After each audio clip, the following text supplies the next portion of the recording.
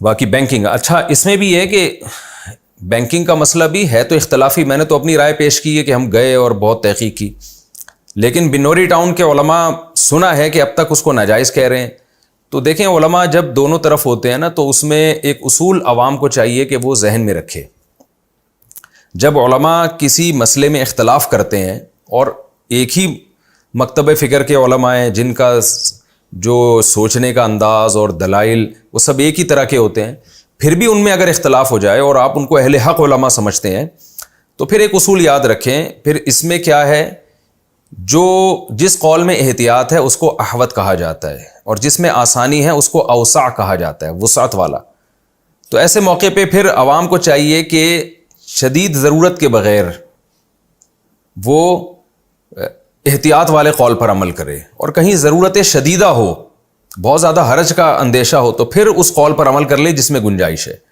تو یہ ایک اصول یاد رکھیں کہ پھر علماء پہ طنز نہ کریں کہ یہ کیا کہتے ہیں، ان کو کیا پتہ یہ کیونکہ ہم نے دیکھا ہے اسلامک بینکنگ کو جنہوں نے جائز قرار دیا، بعض متشدد لوگوں نے ان کو حکومت کا پٹھو قرار دینا شروع کر دیا. اس کا حکومت کے پٹھو ہونے سے کیا تعلق ہے؟ حکومت کہاں چاہتی ہے کہ اسلامک بینکنگ آئے؟ ابھی دیکھیں نا سپریم کورٹ نے جو سودی بینکوں کے خلاف جب فیصلہ کیا ہے تو گورنمنٹ نے کہاں کس کو سپورٹ کیا؟ سودی بینکوں کا سپورٹ کیا، اسلامک بینکوں کو تھوڑی سپورٹ کیا ہے. ہاں گورنمنٹ میں اچھے لوگ بھی ہوتے ہیں لیکن عمومی طور پر تو نہیں سپورٹ کیا جاتا. تو اسی طرح وہ علماء جو اسلامک بینکنگ کو حرام قرار دیتے ہیں ان کے بارے میں بھی ایسے سخت الفاظ استعمال کرنا کہ ان کو کیا پتہ خرید و فروخت کے معاملات کا، تو یہ بے اعتدالی ہے. تو دونوں علماء قابل احترام ہیں ہمارے لیے. ایسے موقع پہ اختلاف ہو تو وہ اختلاف بھی ایک قسم کی رحمت ہوتا ہے. شدید ضرورت ہو تو گنجائش سے فائدہ اٹھائیں، ضرورت نہ ہو تو احتیاط پر عمل کریں. عامی آدمی کے لیے یہی ہے. ہاں مفتی عالم کو جس رائے پر اطمینان ہو دلائل کی قوت کی بیس پر تو وہ پھر اسی رائے پر عمل کرے گا. مجھے تکافل سے آفریں آئی ہیں لیکن میں نہیں گیا، اس لیے کہ میں نے ان سے کہا بھائی ہمیں تو اس کے جائز ہونے پر اطمینان نہیں ہے. لیکن اگر عامی آدمی میں کوئی تکافل کرا رہا ہے حضرت مفتی تقی عثمانی صاحب کا فتویٰ لے کے تو ہم اس کے سر پہ نہیں سوار ہو جاتے، اس لیے کہ وہ ایک ریلائبل مفتی کے فتوے پر عمل کر رہا ہے. قیامت کے دن اس کے لیے اتنا کافی ہے. جب اللہ تعالیٰ اس سے پوچھیں گے تم نے کیوں اس پر عمل کیا، وہ کہہ سکتا ہے اللہ میں تو جاہل تھا، اور تو نے قرآن میں کہا ہے فاسألوا اہل الذکر ان کنتم لا تعلمون، اہل ذکر سے پوچھو، اہل علم سے پوچھو اگر تم علم نہیں ہے. تو پوچھا اس لیے جاتا ہے نا کہ عمل کیا جائے. تو ایک آدمی نے اہل علم سے پوچھا، انہوں نے فتویٰ دے دیا، وہ اس پر عمل کر رہا ہے. اور اہل علم بھی واقعی اہل علم ہے، اہل حق میں سے بھی ہیں، خالی اہل علم ہونا کافی نہیں ہے، اہل حق میں سے بھی ہونا ضروری ہے، ورنہ بعض اہل علم خواہش پرست ہوتے ہیں، نفس پرست ہوتے ہیں.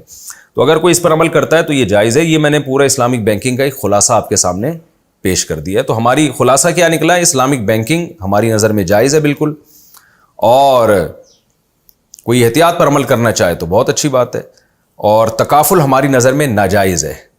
کوئی مجبوری میں حضرت مفتی تقی صاحب کے قول پر عمل کرنا چاہے تو اللہ سے امید کی جائے گی کہ انشاءاللہ اس کو گناہ نہیں ملے گا. لیکن ہم سے کوئی فتویٰ لے گا تو ہماری نظر میں تکافل پر ہمیں اطمینان نہیں ہے، جائز نہیں سمجھتے ہم اس کو. جی پی فنڈ کے انٹرسٹ سے عمرہ کرنا، کیا جی پی فنڈ کے انٹرسٹ سے عمرہ کیا جا سکتا ہے؟ ابو احتشام ڈیرہ غازی خان. جی پی فنڈ کا جو انٹرسٹ ہے نا وہ انٹرسٹ نہیں ہے. لوگ اس میں بڑے انٹرسٹ ہوتے ہیں کہ اس سے ہمیں بڑا فائدہ ہوگا اور اس کو انٹرسٹ سمجھ کے چھوڑ دیتے ہیں. تو یہ بڑی انٹرسٹنگ بات ہے کہ جی پی فنڈ کا پروفٹ سود میں داخل نہیں ہے، کیونکہ آپ سود تو کہتے ہیں کہ جو قرضہ آپ دیتے ہیں، جس کے آپ مالک ہیں جن پیسوں کے، اس پر جو آپ پروفٹ کماتے ہیں مشروط، تو وہ سود کہلاتا ہے. جی پی فنڈ تو وہ فنڈ ہے جو ابھی آپ اس کے مالک ہی نہیں بنے، آپ کی تنخواہ سے کاٹا جا رہا ہے. تو وہ تنخواہ حقیقت اس کی یہ ہے کہ وہ تنخواہ لیٹ کر کے دی جا رہی ہے آپ کو، تو وہ آپ اس کے مالک ہی نہیں بنے. تو اس لیے وہ سب علماء کا یہی فتویٰ ہے کہ وہ سود میں داخل نہیں ہے، اگرچہ اس کو کہتے سود ہی ہے لیکن کہنے سے نہیں ہو جاتا. ایک آدمی شہد کو شراب کہنا شروع کر دے تو وہ شراب تھوڑی بن جائے گی، یا شراب کو شہد کہنا شروع کر دے تو وہ حلال بھی نہیں ہو جائے گی. تو ناموں سے کچھ نہیں ہوتا. اس لیے جی پی فنڈ کے انٹرسٹ سے آپ عمرہ بھی کر سکتے ہیں کیونکہ حلال ہے. بارگیننگ کرنے کا شرعی حکم. بارگیننگ کا سنت طریقہ بیان فرما دیں. اکثر بارگیننگ کرتے ہوئے ایک شرم سی محسوس ہوتی ہے، جبکہ اکثر دکاندار کو اس کی منہ بولی قیمت دے دی جائے تو وہ بہت زیادہ ہوتی ہے. فہیم صاحب کراچی سے. جناب فہیم صاحب، شرم تو آتی ہے، ہمیں بھی آتی ہے. بعض دفعہ واقعی آدمی کہتا ہے، وہ بندہ کہہ رہا ہے یہ چیز 2 لاکھ کی، آدمی کہہ رہا تو 50,000 کی ہے، تو وہ واقعی 50 پہ دے بھی دیتا ہے. اب میری بھی یہی کیفیت ہے، بندہ 50,000 کی چیز ہمیں 4 لاکھ کی بتا رہا ہوتا ہے. اب میں کہتا ہوں یار مفتی طارق مسعود صاحب ہوں, میں کیا بولوں یار اس کو میں. تو ہمیں بھی لوگ چونا لگا دیتے ہیں اس طریقے سے. وہ لوگ جو یہ کلپ نہیں سن رہے ان کی بات کر رہا ہوں, جو سن رہے ہیں اگر ان میں کوئی تاجر ہے وہ کبھی بھی نہیں لگاتا. تو واقعی شرم آتی ہے انسان کو. اگلے کو شرم نہیں آ رہی ہوتی نا ایک چیز کی 10 گنا زیادہ قیمت بتا رہا ہوتا ہے. تو لیکن بھائی تھوڑا سا بے شرم بن جائیں زیادہ بہتر ہے, کیونکہ آپ کو جو چونا لگائیں گے نا لوگ, 5 روپے کی چیز آپ کو 200 روپے کی بیچیں گے. تو کاروبار کرنے کے لیے اتنی شرم یہ صحت کے لیے نقصان دہ. تو میں نے تو اس کا حل یہ سوچا ہے کہ مجھے اگر خطرہ ہونا کہ یہ بندہ اتنی قیمت لگائے گا اور پھر مجھے آدھی بتاتے ہوئے شرم آئے گی, تو میں خود کرتا ہی نہیں, میں کسی بندے کو بھیج دیتا ہوں, اپنے کسی شاگرد کو بھیج دیتا ہوں کہ وہ جو ڈھیٹ قسم کا ہوتا ہے نا, ذرا بے شرم قسم کا ہوتا ہے, مجھے پتہ ہے یہ طبیعت سے اس کو دھوئے گا, تو وہ اس کو میں پارسل کر دیتا ہوں کہ بھائی میری بسم اللہ اللہ اکبر یہ ٹھیک ہے نا, ایسے ہو جاتا ہے. اور وہ جا کے میری طرف سے پھر خریداری کرتا ہے. اس میں یہ ہوتا ہے کہ پھر وہ طبیعت سے, ابھی میں نے بکری خریدنی تھی تو وہ اتنی قیمتیں بکریوں کی بتا رہے تھے, میں مارکیٹ میں گھوم کے آ گیا. میں نے کہا بھائی اب ہمیں شرم آ رہی ہے, ایک بکری جناب 30,000 کی ہے, وہ اس کے 1.5 لاکھ بتا رہے. اچھا پھر وہ یہ بھی کہہ رہا ہوتا ہے مفتی صاحب آپ کے لیے, تو اب آدمی کیا بات کرے اس سے. ہم سمجھ رہے تھے یار سر میرے لیے جو ہے نا ورنہ تو 1.5 کروڑ کی ہونی چاہیے, میرے لیے 1.5 لاکھ کی کہہ رہے. بعض دفعہ واقعی سچی مچی میں ایسا ہوتا بھی ہے, لوگ عقیدت میں کم قیمت بتا رہے ہوتے ہیں, لیکن ہمیں کیا پتا یہ سچی مچی میں کر رہا ہے یا جھوٹی موٹی کر رہا ہے, ہمیں کیا پتا چلے گا. اصولی طور پر تو شریعت میں حکم یہ ہے کہ لوگوں سے اچھا گمان رکھو, لیکن یہ اس وقت ہے جب معاملات نہ کر رہے ہو. اگر معاملات کر رہے ہو تو پھر اچھا گمان رکھنے کا حکم نہیں ہے, کہ ایسا نہ ہو آپ کو کوئی ٹوپی کرا دے. تو ایسی صورت میں پھر ہم کیا کرتے ہیں, ہم نے کوئی ڈھیٹ قسم کے اپنے ساتھ بندے رکھے ہوئے ہیں, وہ جاتے ہیں اور وہ پھر میں کہتا ہوں تو جا کے اس سے بارگیننگ کر, ہم ذرا ادھر چاہ رہے ہیں چائے پینے کے لیے. پھر وہ اس کو صحیح طرح سے, اور میں نے دیکھا ہے 2-2 لاکھ کی چیزیں ہمارا شاگرد جو ہے وہ 40,000 میں اٹھا کے لے آتا ہے, ٹھیک ہے نا. اسی طرح جب میں کوئی چیز بیچنے کے لیے جاتا ہوں تو بھی یہی مسئلہ ہوتا ہے.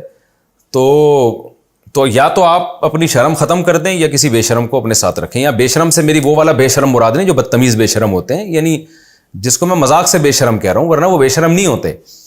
وہ ہمارے بھائی تھے, ایک دفعہ ان کو مسجد کے مؤذن صاحب نے کہا کہ میں کام سے جا رہا ہوں, اذان تم دے دینا. میرے بڑے بھائی کا واقعہ یہ.